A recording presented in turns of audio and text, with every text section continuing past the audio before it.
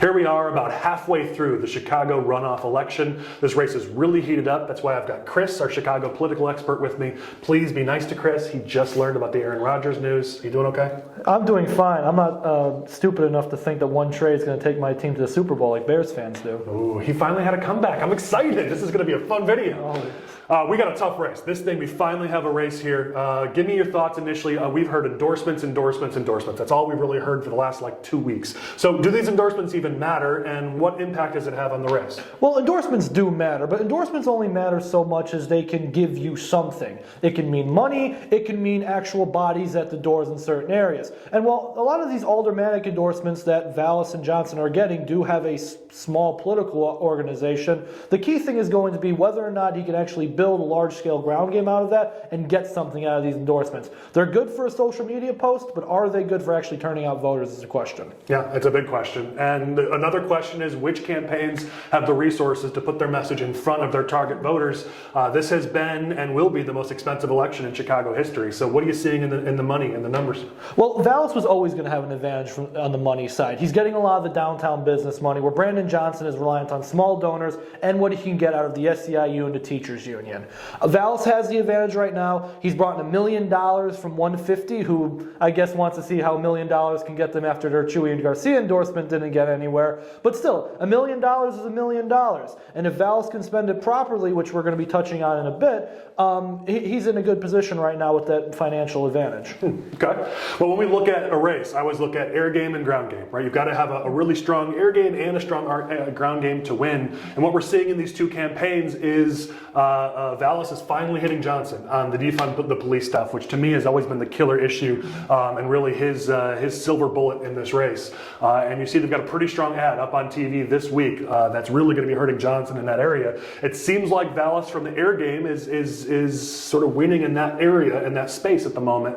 And Johnson's attacks aren't really sticking yet. That's what I'm seeing on the air game. What are you seeing in the ground game in the grassroots and within the different precincts and wards? Well, one thing to understand about progressives like Brandon Johnson is that they rely really hard on young people and these young independent political organizations to get out to vote and to bring up this progressive left-leaning turnout. Brandon Johnson has that. You even saw some in the first round where some writing candidates were able to get as much as 400 votes because they were affiliated with independent political organizations. Vallas has a ground game, but right now it's concentrated most in his base areas. Brandon Johnson has the bodies to expand outward. The question and the problem with Johnson isn't necessarily his ground game, it's his messaging. Yeah, absolutely. And I think you've seen those narratives not really stick against Vallas. And with, 2.5 weeks left, there's not a lot of time to find something that's going to stick, which is hurting him in the race. You mentioned momentum. These races are all about momentum. You saw it in the first round when Johnson had all that momentum towards the end of the election in the final week.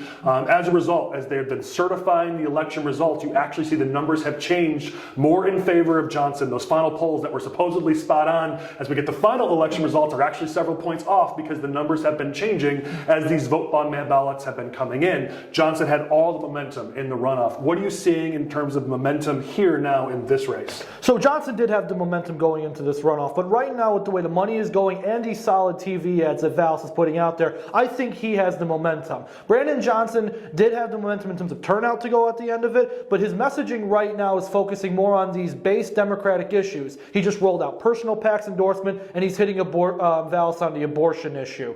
But that's not the momentum you need where the top issue in this race is crime. So Vallas has momentum right now. Brandon Johnson can get that momentum back a little bit. He just picked up a key endorsement from Kwame Raoul, but is that going to mean anything? He's got to get messaging in line if he wants to get his momentum back. Yeah, we're seeing two distinct strategies in this race. Vallas is running a persuasion campaign. I talk about this all the time. There's 3 stages to every race: awareness, persuasion, turnout. You got to know who you are. You got to persuade them to vote for you. Then you got to get them to the polls. And Vallas's focus is in that persuasion category, just getting as many people as he can over to his side. That's where you see his endorsements angled, trying to get more conservative Hispanics, older African-American voters to his side. He's running a persuasion race.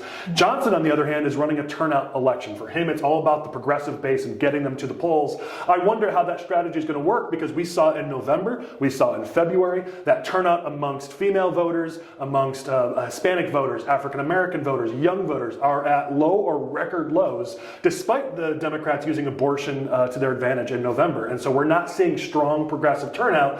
And so I've got to imagine if you're going to run a campaign like Johnson, all based on turnout, you're really hoping to turn those trends around. Can you do that in that short of a period of time? I guess that's my question to you. Is that even possible? I don't think it is. Those voters really aren't there.